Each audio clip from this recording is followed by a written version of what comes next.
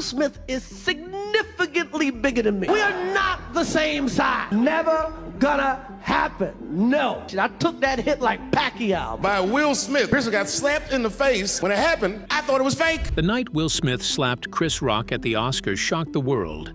But what happened next changed comedy forever. From explosive stand-up specials to on-stage attacks, Chris Rock and Dave Chappelle revealed a side of Hollywood nobody expected. What did Chris Rock and Dave Chappelle reveal about Will? And how could it permanently damage what's left of his reputation? Join us as we uncover the Hollywood bombshell no one expected to explode. Chris Rock's devastating 10-minute takedown.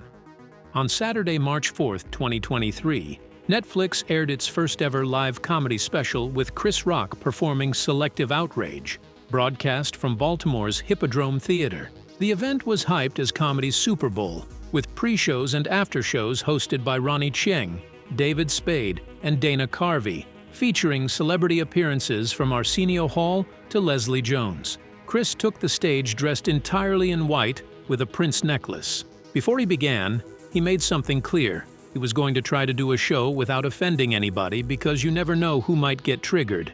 For 60 minutes, Chris performed stand-ups about woke culture, selective outrage, the Kardashians, Meghan Markle, and various social topics.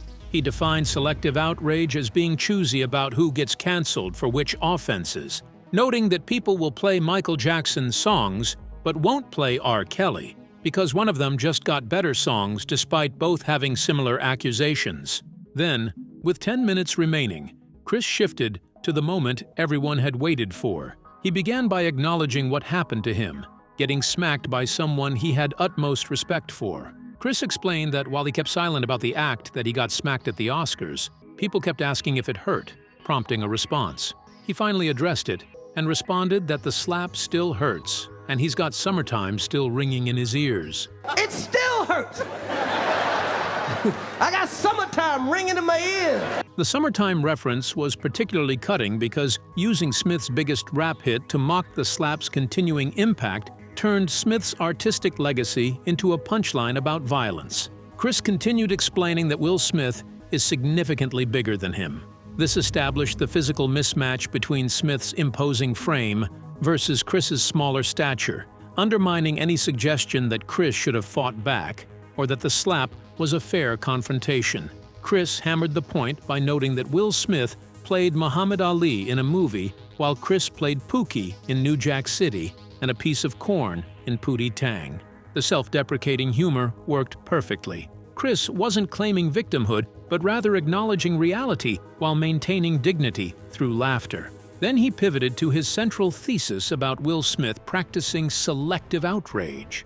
Chris explained that everybody knows what happened, and everybody that really knows understands he had nothing to do with that situation because he didn't have any entanglements. The entanglements reference detonated the crowd. Chris was invoking the infamous Red Table Talk episode where Jada Pinkett Smith discussed her relationship with singer August Alsina. Chris stated bluntly that his wife was involved with her son's friend, explaining he normally wouldn't talk about this, but for some reason, these people put that situation on the internet.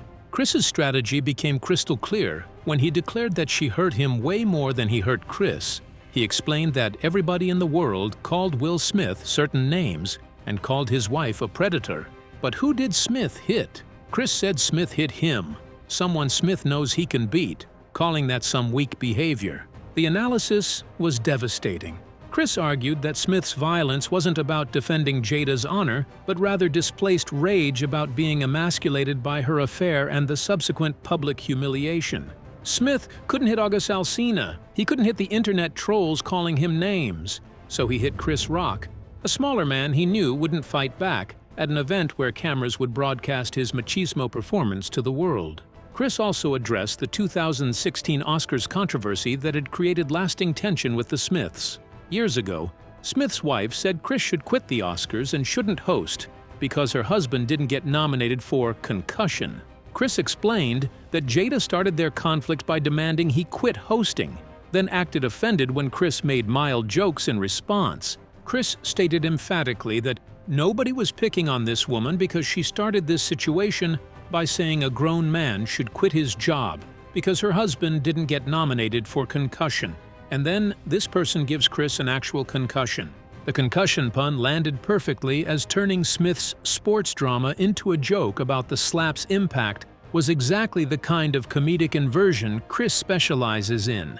Then Chris shifted tone slightly, acknowledging his previous admiration for Smith by saying he loved Will Smith his whole life, saw him open up for Run DMC, and has rooted for Will Smith his whole life. But now he watches Emancipation just to see Smith get punished, saying it got him rooting for the wrong side.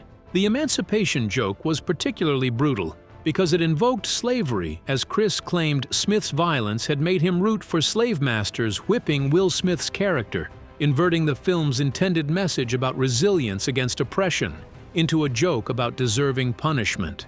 The transgressive humor worked because Chris delivered it with such commitment that audiences couldn't help but laugh despite the disturbing imagery.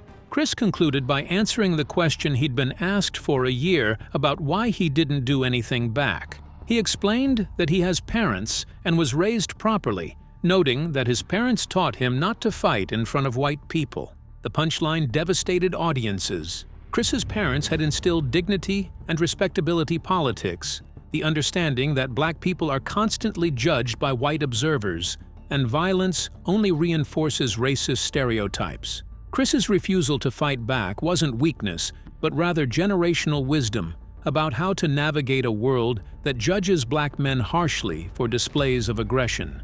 Chris's special proved he wasn't just addressing the slap, but rather dissecting Smith's entire life, marriage, and psychology to reveal what he believed was the truth. Smith hit Chris because Chris was safe to hit, because cameras were watching Smith perform defense of his wife's honor, because Smith needed to reclaim masculinity that Jada's affair had stripped away.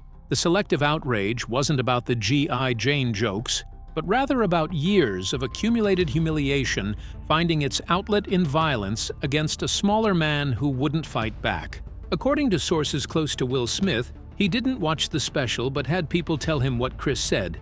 Smith reportedly feels embarrassed and hurt by what Chris said about him and his family, noting it's everywhere online and on social media. Smith reportedly feels that after trying unsuccessfully to make amends, that's enough and wants Chris to move on.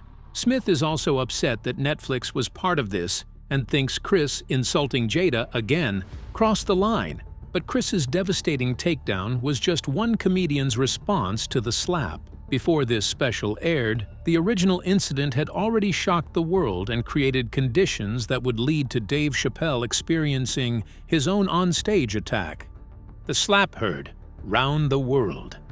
It all began on the 94th Academy Awards at the Dolby Theater in Hollywood when Chris Rock took the stage to present the Oscar for Best Documentary Feature, dressed in a blue velvet tuxedo jacket, unaware he was about to experience the most watched assault in television history. Chris's Oscar hosting history with the Smiths dated back years. In 2016, he hosted the ceremony during the Oscars So White controversy when Jada Pinkett Smith led boycotts over lack of diversity in nominations. Will Smith had been overlooked for his performance in Concussion, and Jada publicly stated she wouldn't attend. Chris joked during his monologue that Jada boycotting the Oscars is like him boycotting Rihanna's panties because he wasn't invited, drawing laughs, but also planting seeds of resentment that would fester for 6 years. Now in 2022, Chris looked out at the audience and made what he'd later call the nicest joke he ever told. Seeing Jada Pinkett Smith's shaved head, a result of alopecia, which is an autoimmune condition causing hair loss, Chris quipped that he couldn't wait for G.I. Jane 2, referencing Demi Moore's iconic shaved head role from 1997. The joke landed with mild laughter. The camera caught Jada rolling her eyes, clearly unamused but seemingly resigned to being referenced by a comedian known for edgy humor. Will Smith initially smiled and laughed at the joke. Then, something changed. What happened next shocked the world. Will Smith stood from his seat, walked calmly onto the stage while Chris stood holding the microphone, and slapped Chris Rock across the face with an open hand that produced an audible crack heard through the sound system. Oh Oh, wow. Wow. Chris stumbled backward, holding his face, his expression transforming from confusion to shock as Will walked back to his seat. The Dolby Theater erupted in confused murmurs. Was it staged? Chris himself wasn't sure. Then came Will Smith's voice, amplified by proximity to microphones at his front row seat, shouting twice with escalating rage about keeping his wife's name out of Chris's mouth. The profanity, normally bleeped on live television but broadcast uncensored internationally, confirmed this wasn't scripted entertainment. This was real violence playing out at Hollywood's most prestigious event. Chris Rock, still reeling, attempted to continue presenting by saying that was the greatest night in the history of television. That was a greatest night in the history of television. Trying to salvage the moment with humor, the only tool comedians possess when confronted with violence. The audience sat in stunned silence, unsure whether to laugh, applaud, or call security. No one removed Will Smith from the venue. The security didn't escort him out, and the Academy didn't intervene. Instead, the show continued as if a major movie star hadn't just committed assault on live television, watched by millions worldwide. Less than 40 minutes later, Will Smith won Best Actor for his role as Richard Williams in King Richard, becoming only the 5th black man to win that category. Will's acceptance speech was rambling, emotional, and surreal.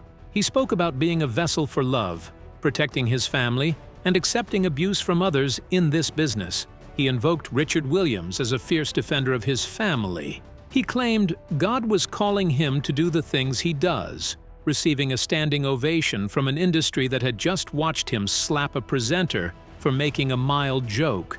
The aftermath dominated global conversation for weeks. Social media erupted with debates about toxic masculinity, performative chivalry, celebrity privilege, and whether jokes about medical conditions cross ethical lines. Some defended Will for protecting his wife's honor.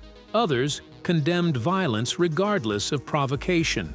The consensus among comedians, however, was universal. You don't hit performers for telling jokes. Full stop. Jim Carrey stated on CBS Mornings that you do not have the right to walk up on stage and smack somebody in the face because they said words, adding that he would have sued Will for $200 million if he were in Chris's position, saying that video is going to be there forever. Carrey also criticized Hollywood's moral integrity for giving Will standing ovations, calling the industry spineless for applauding a man who'd just committed assault. Bill Maher commented that alopecia is not leukemia, and we all struggle with our hair. Ricky Gervais remarked sarcastically that he's fat and balding and should get benefits. The comedy community rallied around Chris, not just out of professional solidarity, but because they recognized an existential threat. If violence against comedians became normalized, the art form itself was endangered. Will resigned from the Academy on April 1, 2022, 4 days after the slap. The Academy's Board of Governors subsequently banned him from attending the Oscars for 10 years, though he retained his Best Actor statuette. The punishment seemed simultaneously severe and insufficient. Severe because it excluded Will from the industry's biggest night for a decade. Insufficient because it didn't address whether assault should result in criminal prosecution rather than just professional consequences. Chris Rock declined to press charges. He also declined to discuss the incident publicly for nearly a year, turning down interview requests and refusing to capitalize on the moment despite enormous media pressure. His silence spoke volumes. Chris wouldn't give Will the satisfaction of seeing him play victim, but he also wouldn't let the incident define him. Comedy would be his response, not lawsuits or media tours. But before Chris broke his silence, Dave Chappelle experienced his own on-stage attack that would link these two comedians forever in discussions about violence against performers. The slap had opened floodgates, and Chappelle would be the next casualty. Dave Chappelle attacked. Just 5 weeks after Will Smith slapped Chris Rock, Dave Chappelle was performing stand-up comedy at the Hollywood Bowl as part of Netflix's Netflix is a Joke festival. Toward the end of his routine, a man rushed the stage carrying a replica gun fitted with a folding knife blade and tackled Chappelle to the ground. 23-year-old Isaiah Lee breached security, jumped a barrier, and physically assaulted one of comedy's most influential voices in front of thousands of spectators. Security guards and celebrity audience members, including Jamie Foxx and Busta Rhymes, immediately intervened, subduing Lee and escorting him off stage. Lee was arrested and charged with 4 misdemeanors, including battery, possession of a weapon with intent to assault, unauthorized access to the stage area during a performance, and commission of an act that delays the event or interferes with the performer. Chappelle was shaken but uninjured. He later joked about the incident at a secret show at LA's Comedy Store just 2 days after the attack. Chris Rock joined him on stage for that performance, and their exchange became instant comedy lore. Chappelle joked to Chris about at least getting smacked by someone of repute, while he got smacked by a homeless guy with leaves in his hair. Chris responded with his own cutting observation about getting smacked by the softest person that ever rapped. The line devastated audiences. Chris wasn't just insulting Will, but rather emasculating him by referencing Will's brief 1990s rap career that produced hits like Gettin' Jiggy With It and Summertime, but never earned street credibility compared to hardcore rappers. The softest rapper was more cutting than calling Will violent or unstable, because it suggested Will's entire tough guy posturing was performative fraud. Chris had previously appeared at the Hollywood Bowl immediately after Chappelle's attack, quipping about whether that was Will Smith. The joke worked on multiple levels by acknowledging the attack while maintaining comedic distance, referencing the Oscars slap while deflecting from Chappelle's trauma, and demonstrating comedians' instinct to make jokes even about violence against themselves. Comedy club owners across America directly connected Chappelle's attack to Will's slap. Danny Zoldan, owner of Stand Up New York, explained that before the Will Smith incident, there was an invisible fence around comedians, where people just didn't breach the invisible fence. Comedians could make jokes whether they were offensive or not, and people didn't attack the stage. Zoldan added that after the Will Smith incident, she predicted it would happen again, saying there would be copycats, and Will Smith really broke that barrier where people think it's accessible or acceptable. The invisible fence metaphor captured something essential. For decades, an unspoken social contract protected performers from physical violence. Audiences might heckle, boo, or walk out, but they didn't rush stages and assault comedians. Will Smith's slap shattered that contract, signaling to unstable individuals that attacking performers was now within bounds of acceptable behavior. Howie Mandel explicitly stated that the slap opened the floodgates, saying, "Violence triggers violence, and this is the beginning of the end for comedy." The hyperbole felt justified in the moment. If comedians couldn't perform without fear of physical attack, how could comedy survive? The art form requires vulnerability, risk-taking, and willingness to offend.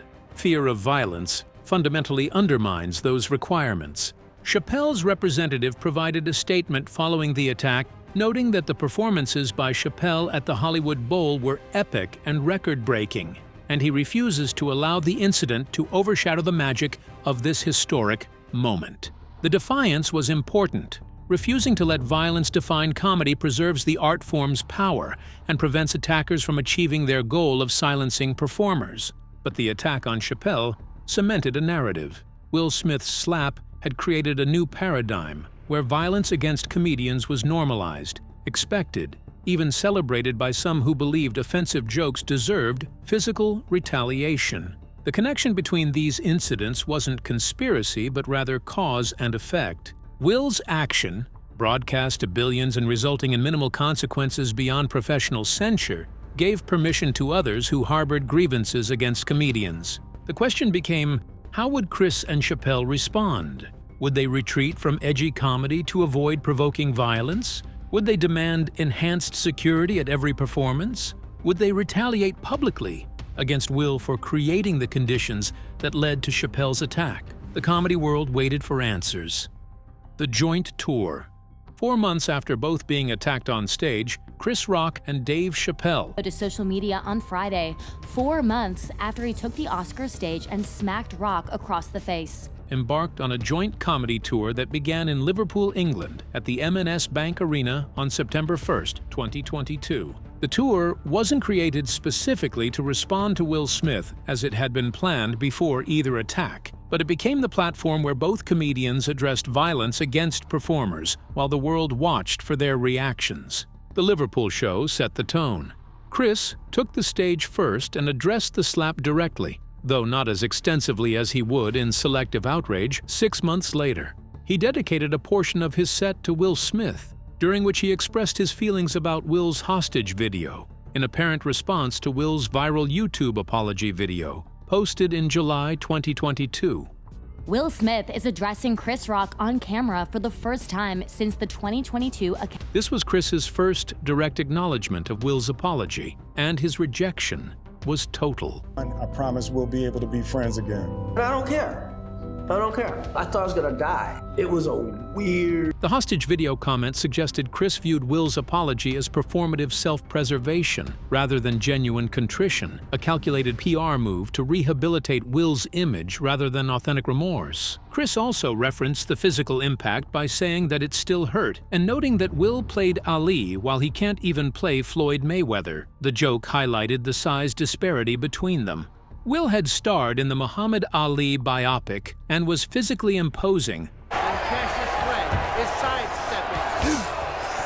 while Chris's slight frame made him vulnerable.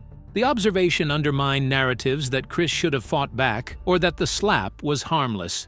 Chris again referred to Will Smith as Suge Smith, comparing him to former Death Row Records music executive Suge Knight, who is currently serving a 28-year jail sentence for voluntary manslaughter. The comparison was devastating, because linking Will to a convicted felon suggested the Oscar winner's violence revealed criminal tendencies rather than momentary lapse in judgment. Dave Chappelle took the stage after Chris and delivered what would become his most famous assessment of the incident. Chappelle said on stage at Liverpool's M&S Bank Arena that a lot of people forget who Will Smith is, noting that 10 minutes before he was about to get the biggest award, he acted like he was back in Philadelphia. Chappelle was referencing Will's upbringing in West Philadelphia, suggesting the slap revealed street instincts beneath his polished Hollywood persona. Chappelle continued with the observation that defined his perspective on the incident, saying Will did the impression of a perfect person for 30 years, and he ripped his mask off and showed us he was as ugly as the rest of us. Whatever the consequences are, Chappelle hoped Will doesn't put his mask back on again and lets his real face breathe, adding that he sees himself in both men. This analysis went deeper than simple condemnation or support. Chappelle was exploring the psychology of fame, performative perfection, and the cost of maintaining public personas that don't match internal reality. For 30 years, Will Smith had been America's affable everyman, the Fresh Prince, the blockbuster star, the family man who navigated Hollywood without scandal. The slap revealed rage, dysfunction, and unresolved trauma beneath that carefully constructed image. Chappelle's hope that Will doesn't put his mask back on was both compassionate and challenging. Compassionate because it acknowledged Will's humanity and right to authentic self-expression. Challenging because it demanded honesty rather than image rehabilitation. The statement about seeing himself in both men suggested Chappelle understood both Chris's victimization and Will's rage. The capacity for violence exists in everyone, and fame amplifies rather than eliminates human flaws. The Liverpool show also featured Chris's comment that Will hit him over an insignificant joke, the nicest joke he ever told, according to multiple British media outlets. This claim would become central to Chris's narrative. If the G.I. Jane 2's joke represented Chris's nicest work, mild and observational and not particularly cutting, then Will's violent reaction was absurdly disproportionate. G.I. Jane 2, can't wait to see it, all right? Chris had told far harsher jokes about other celebrities without provoking physical retaliation. The slap wasn't about the joke's content, but rather about Will's pre-existing emotional instability. The tour continued through Europe, with additional dates at London's O2 Arena and venues across the continent. Chris and Chappelle performed separately but shared stages and occasionally riffed together on the attacks they'd endured. Their joint presence sent a message: Violence wouldn't silence comedy or divide comedians. If anything, the attacks strengthened solidarity among performers who recognized they faced common threats. The tour's significance extended beyond entertainment. Chris and Chappelle were two of comedy's most influential black voices. Both attacked within weeks of each other, both refusing to be victims, both using humor to process trauma, while the world debated whether violence against comedians was justified. Their willingness to continue performing edgy material despite recent violence demonstrated courage that many viewers, particularly those who'd criticized comedy as consequence-free, couldn't comprehend. But the European tour was just the beginning. Chris Rock had spent months crafting material about the slap for his upcoming Netflix special. Total Blackout, the Tambourine Extended Cut, premieres on Netflix. And Chappelle would eventually share his own philosophical reflections in The Dreamer over a year later. The Dreamer, Dave Chappelle's Perspective. On December 31st, 2023 New Year's Eve, Netflix released Dave Chappelle's latest stand-up special, The Dreamer.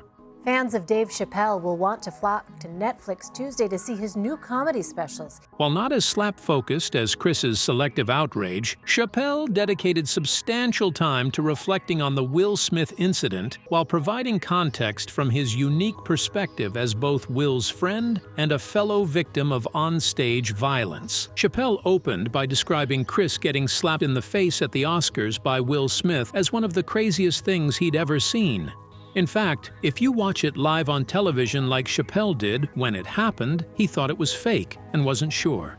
Chappelle's admission that he initially believed the slap was staged reflected how surreal the moment felt. Violence at the Oscars seemed impossible, a bridge too far even for reality television staged antics. Chappelle then revealed intimate details about his relationship with Chris following the slap, explaining that he waited 30 or 40 minutes, as long as it would take Chris to get to another party, then called him on FaceTime, and Chris picked up. Soon as he picked up, Chris said that Chappelle was the only person he'd answer the phone for. Apparently Obama and Oprah. Everybody called Chris to see if everything was all right. This revelation provided crucial context. In the immediate aftermath of the slap, while the world's most powerful and famous people were trying to reach Chris to offer support or commentary, Chris ignored them all.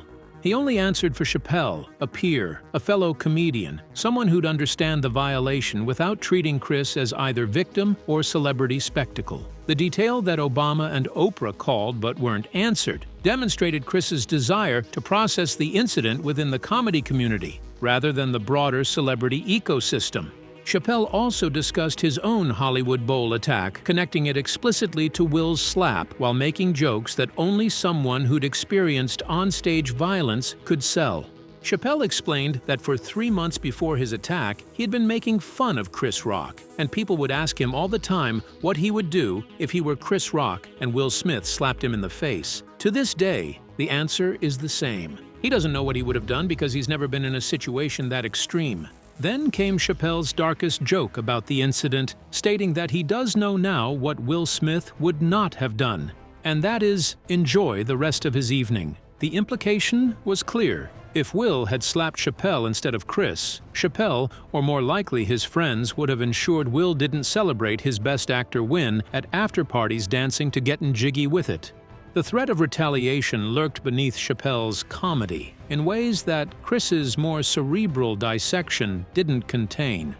Chappelle reiterated his September 2022 analysis that Will wore a mask of perfection for 30 years before tearing it off at the Oscars. This framing positioned the slap not as aberration, but as revelation. The real Will Smith had always contained rage, dysfunction, and violence, but fame and image management had hidden those qualities from public view. The slap was Will finally showing his true face, for better or worse. Throughout The Dreamer, Chappelle maintained more empathy for Will than Chris demonstrated in Selective Outrage, where Chris framed Will as selectively outraged, calculating, and cowardly for hitting a smaller man. Chappelle framed Will as human, flawed, damaged, real in ways that perfect celebrities never are. His statement about seeing himself in both men, repeated from the Liverpool tour, reinforced that Will's breakdown represented universal struggles with rage, humiliation, and the pressure to maintain facades that don't match internal reality. Chappelle's perspective was valuable precisely because it complicated the narrative. Chris had every right to be angry and to publicly dissect Will's dysfunction because he was the one who got hit. But Chappelle, standing outside the immediate conflict while experiencing his own onstage attack. A local man accused of attacking Dave Chappelle on stage says he was triggered by the comedian's joke. Could see the incident as symptomatic of larger issues about fame, masculinity, marriage, and the toll of performing perfection for decades. The two specials, Selective Outrage and The Dreamer, represented different but complementary responses to the same incident. Chris's anger was raw, personal, and aimed at holding Will accountable through public humiliation equal to what Chris experienced. Chappelle's reflection was philosophical, empathetic, and aimed at understanding why the slap happened rather than just punishing Will for doing it. Together, the specials demonstrated that Chris and Chappelle weren't coordinating a takedown. They were processing trauma, defending their profession, and using comedy to reclaim power from violence. The world wanted to know if they'd forgive Will, condemn him, or ignore what happened. Instead, they did what comedians do. They turned pain into punchlines, rage into material, and violence into art that millions paid to watch. The broader impact of the Will-Chris slap, Chappelle's attack, and both comedians' responses extends far beyond personal feuds or individual specials. The incidents and their aftermath revealed fundamental tensions about comedy, violence, accountability, and who gets to determine what jokes cross lines worthy of physical retaliation. Comedy club owner Danny Zolden's invisible fence metaphor captured what changed after Will's slap. For decades, an unspoken social contract protected performers. Audiences might heckle, walk out, or protest, but they didn't physically attack comedians on stage. Will Smith's violence, broadcast globally and resulting in minimal consequences beyond professional censure, shattered that contract. Suddenly unstable individuals saw permission. If a beloved movie star could hit a comedian and receive standing ovations 40 minutes later, what consequences existed for regular people attacking performers? The copycat effect materialized immediately. Chappelle's attack came just 5 weeks after Will's slap. Other comedians reported increased security concerns, aggressive audience members, and a general sense that the invisible fence no longer protected them.